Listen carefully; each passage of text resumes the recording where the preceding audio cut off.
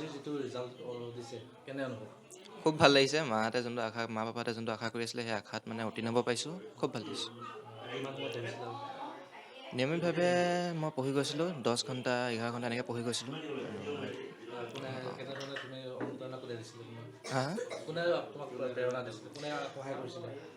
সহায় মোক পাপাই বহুত সহায় কৰিছে আৰু আমাৰ স্কুলৰ টিচাৰ্ছসকলে, তাৰপিছত পাপাহঁতৰ কলেজৰ প্ৰফেচাৰসকলে তেওঁলোকে বহুত সহায় কৰিছিল। পৰৱৰ্তী পৰ্যায়ত কি কৰিম বুলি ভাবিছা? এজন চিকিৎসক হ'বলৈ কামনা কৰিছোঁ। এতিয়া কি হয়। কোনখন বিদ্যালয়ত?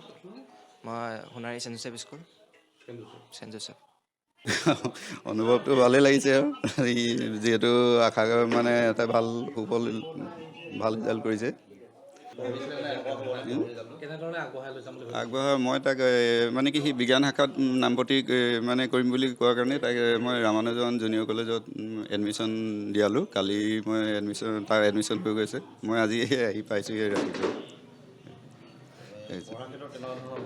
পঢ়াৰ ক্ষেত্ৰত তাৰ কিবা অসুবিধা থাকিলে মই সেইখিনি চাই মেলি দিছিলোঁ।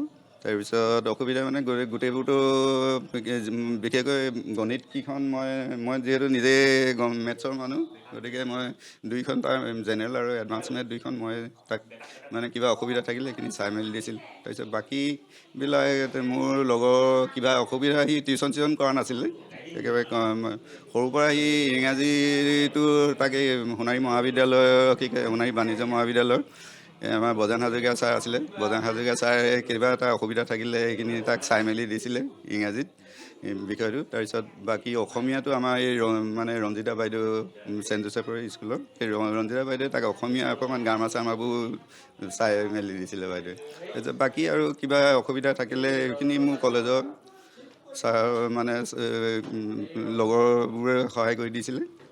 তাৰ উপৰিও মোৰ দুজনমান বন্ধু মানে ডিবলিং স্কুলত কৰি জয়ন্ত বৰগোহাঁই, তাৰপিছত সোণাৰী আমাৰ ভগৱতী প্ৰসাদ উচ্চ হাই ছেকেণ্ডেৰী মোৰ লগৰ নৰেন্দ্ৰিয়া চাংমাই কিবা অসুবিধা থাকিলে ফিজিক্স এইবিলাক পাৰ্টবোৰ মানে চাই মেলি দিছিল সিহঁতি।